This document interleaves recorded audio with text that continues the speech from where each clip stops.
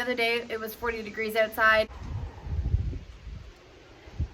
It's now going down to 5 degrees a couple days later. So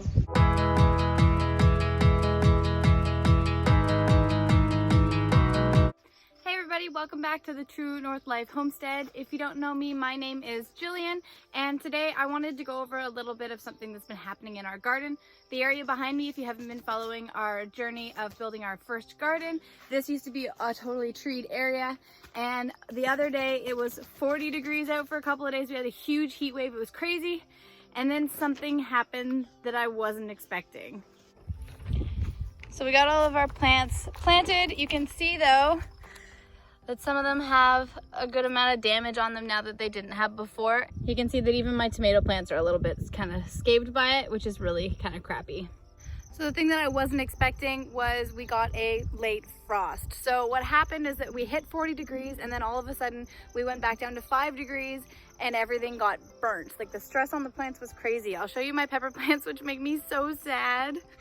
So a couple of days ago, these guys were thriving. They were starting to flower. They were doing really good. And look at what's happened to them. They're just totally roasted. This one here, I'm pretty sure these guys are going to be okay. And then the ones here back in this corner. So I'm at least going to have one jalapeno and one cayenne that will make it through. These guys in the middle, this guy I'm pretty sure is dead. This guy might make it, I'm not sure. This guy here and these two here are probably the other ones that might still make it, but it'll be a long road. I can't decide if I should cut them down to where the good stuff is or leave it where it is, but so this is the one that I did my video on a couple of days ago, or a few weeks ago, where it was doing beautifully. Look at all the fruit that we were getting. Look at the size of these peppers, and now they're all just fried. If we look at the bottom here, we do have one little spigot that still made it. And I'm not sure how well this little guy's gonna do, but I mean, he's gonna survive. But the majority of the plant looks like a boneyard. It's crazy. This is our hot pepper blend, our hot salsa blend pepper that gave us an awesome selection of peppers last time. And it's just also just destroyed by that frost that we got. So after I noticed that the peppers were doing so awful, it was so sad, I was like, okay, I'm just gonna go around, check everybody out, see how everybody's doing. We didn't fare too terribly. There's only a few select areas on the property that really got hit, and a few select plants that really got hit. I'll show you another one here now. This is my kiwi. You can just hear it. It's just so crispy. It's not a happy plant right now. It was doing really good. You can see it's got a couple of new leaves that have come in since then. So it will be fine, but it was not looking so good for a couple of days. Can't see here, so this is one of my raspberry bushes. We do have some flowers coming in on these guys, which is super exciting. So not a total loss. Not everything was poorly affected by the frost, but some good things to look forward to. This is our berry patch. You can see I've done quite a bit of work in here where I've covered everything up. I'm still waiting for those weeds to die down and put some rocks around them. And for some reason, my strawberry plants have gotten really tall. You can see them there. They're starting to flower as well. We've got lots of great flowers on them. Our little strawberries are starting to come in, which is super exciting. I love strawberries. I couldn't wait. So I did go out and buy a couple the other day because they looked and smelled so delicious. These guys will be in a couple of weeks. And we have our blueberries that are coming back as well. Right now, this one is a pink lemonade. That one is a regular blueberry. This one's a regular blueberry. And then I've got one here that I bought, I got out of the trash basically from the garden center.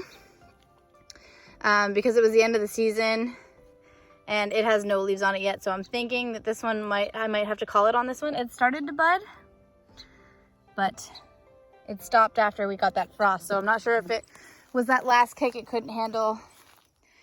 But we'll have to see if it turns out. I'm not ready to give up on it just yet. During this time too, we've had kind of a die down and a pickup and all this crazy stuff going on. We've had a crazy amount of dragonflies. I'm not sure if you'll be able to see them in the video as I'm walking around. But we also had something really cool show up that we've never seen on our property before. And we put up a feeder for it. So we've had a hummingbird come by and say hello to us. We haven't actually seen him. I've only ever seen him the once. So hopefully he'll come back and take a little bit of that. That isn't full concentrated because I want him to be able to go around to the flowers I'm gonna plant as well. I'm gonna get a lot of wildflowers going out here, and that's gonna be really great. Look at our garden, it's coming along.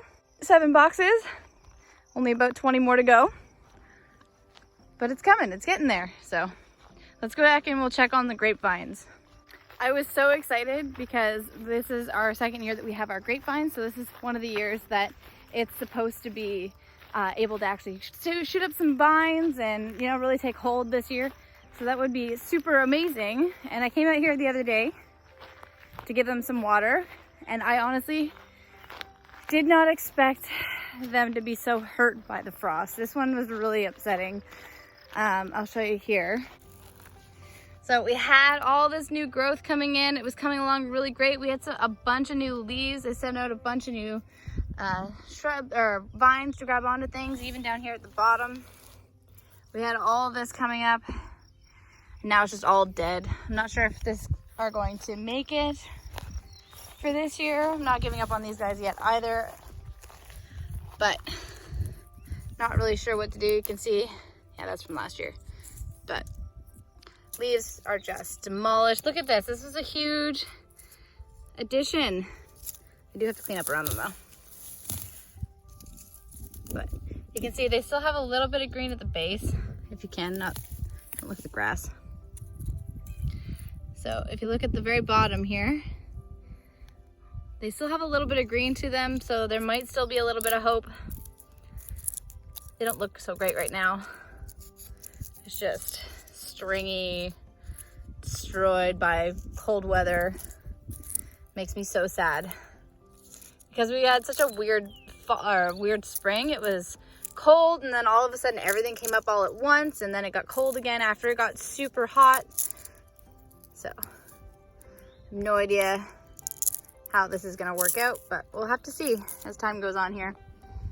If these guys don't work out this year, then we'll come back next year with a couple more grapevines and we'll try again. I also told you guys that we are not looking to add any trees back to the property that aren't going to be beneficial for the area. So we're taking out a bunch of the cedars that we don't want to have anymore because they're just everywhere and they're breeding ground for mosquitoes and it's really gross. A funny story and a kind of cool story. We recently sold my grandparents' house, and that's kind of where we grew up in the area, and we got to hang out, and it was a lot of fun there. And last year I took some cuttings from their maple tree. Most of them died because Kevin mowed them down, but I found this today. This is a maple tree that was from my grandparents' backyard. So I'm super excited that this guy made it, and I'm gonna keep a close eye on him to keep Kevin away from him. And you can see this is where we were cutting down all that shrub in one of the first videos that I put up. You guys can check that out right about there. And it's really awesome. I'm so happy that this little guy made it, and I'm gonna keep working hard to make sure he grows up nice, big, and strong, because he means a lot to me now. And I mean, since we're out here, I might as well take you guys to have a look at our orchard. Give this like a full update kind of style video. So we have a multi-pear tree, a plum tree, an apple tree, and a ground cherry. Not a ground cherry, a cherry bush instead of the cherry tree, because we have the cherry trees at the cottage. So I came out here yesterday and got a beautiful sky time lapse, which I'll show you guys here in a minute, of me cleaning up our first apple tree. This is our Macintosh. It's doing really good. I haven't seen any flowers on it yet, so it makes me a little bit concerned. Like I said, everything kind of came out all at once this year, and I think that this guy just might have missed his opportunity. I do need to give him a spray because there is something coming after him, and I want him to do so well, but he looks really great. I was so scared because last year was my first year cutting back all these trees, so I'm really happy that they're doing really well. This is our cherry bush that's also doing amazing. Again, no flowers because it's been such a weird spring, but we'll have to see. This guy's self-pollinating. The apple tree needs another apple tree, so ooh, maybe we'll have to get a new one. And this is our multi-pear tree. Sorry if you can't really hear me over the wind, it's kind of windy out here. But we have red Bartlett and summer crisp and a regular Bartlett and a Bosque pear. Not really sure what any of those are, to be honest, because I honestly have never actually had a pear. These were gifts. So the Bartlett pear doesn't look like it's doing very well. This is the Bartlett pear here compared to everybody else. It actually has leaves and everything on it already. So I'm thinking that Bartlett is going to do so well. Do have to get more water out to these guys too as well. Right now I've just been lugging buckets out here, which is a pain in the butt, but it does seem to be helping them out. This guy's doing amazing. Our plum tree, so good. I do have to get another pear tree and another plum tree as well. And I want to put in a couple of peach trees out here. They're hard to find in our area for peach trees because we do get so cold that often our area just kind of freezes them out. But hopefully we can find a variety that will work out pretty good for them. So that's our little start of our orchard right now. And we're gonna have to see what happens to it in the near future. While I'm thinking about it too, I'm just gonna give them some water while I'm out here. So hold on one second. I do want to put these guys out on a drip line. They're not on a drip line yet. They will be, but they are so far away from our house. So it's a good, I don't know, it's probably a good, maybe even close to a kilometer to get back here. I'm not actually sure, I've never actually measured it, but it is a good long ways. It's like around the corner, down, up, to be able to get water. So I want to be able to put either a rain barrel out here or some kind of other system to be able to put these guys on lines. So I don't have to worry about them because it is going to get pretty hot over the next couple of months before we freeze everybody out again. And I want them to be as happy as possible. So if you guys have any ideas for, oh, sorry, my finger was over the camera. If you guys have any ideas for how to bring water out to these guys, even though they're in the middle of kind of nowhere for us, I would be super appreciative. You can leave those down in the comment section down below and I will read absolutely every single one of them, because I love my orchard. Oh, something kind of fun that I found. I had to take, so I like to leave the bottom, you can see like this one says apple on it. I like to leave the tags on it as long as I can, just so I can remember what they are and as they grow and stuff like that if anything changes. So this is our pear tree, and the main graft on this one is the red Bartlett. And this red Bartlett, this is all gonna have to come off unfortunately, but it looks like the wrapping that said pear tree on the bottom kind of turned it into a mini greenhouse. So it protected the bottom of the tree so well that all of this started to come up. Look at it, it's like lush because the top of the covering was here, right down to about here. Can you tell? Right in this section is where all that new growth that looks amazing has happened. And it's all pear blossoms, but they're too close to the ground. You need at least 18 inches from the ground to your first good branch in order to have some good fruit, and the things touching the ground. So those are all gonna have to come off, unfortunately, but I thought that was kind of neat. Like a little personalized greenhouse for leaving that strapping on. This is a little bit of a different video that I'm used to sharing with you guys. Oh, I lost my lid. A little bit more of just an update video where I'm just kind of showing you what happens, the goods and the bads of what happens when you're trying to grow plants in we're in zone 5A, so it's a little bit unpredictable. And we also get to be above 40 degrees in the summertime, so we do have quite a dramatic swing all of a sudden in our weather regularly. So this was just one of those times that I was unprepared for something to happen, and we got some good things out of it, we got some bad things out of it. We have some things that we aren't going to need to fix and work on, but that's how these things go. We are going to be having to work on this stuff forever. And it's a lot of fun. I wouldn't do this stuff if I didn't really enjoy it. So I hope that you guys can kind of learn from what can go wrong. You know, things aren't always like, oh my gosh, we're building and things are going great and all that, because sometimes something happens that you just can't control. So we have to work along with that as much as we work along with the good stuff. It's kind of a good lesson to learn these days anyway. So good timing, I suppose. Anyway, I hope that you, wow, that was a really cool bug.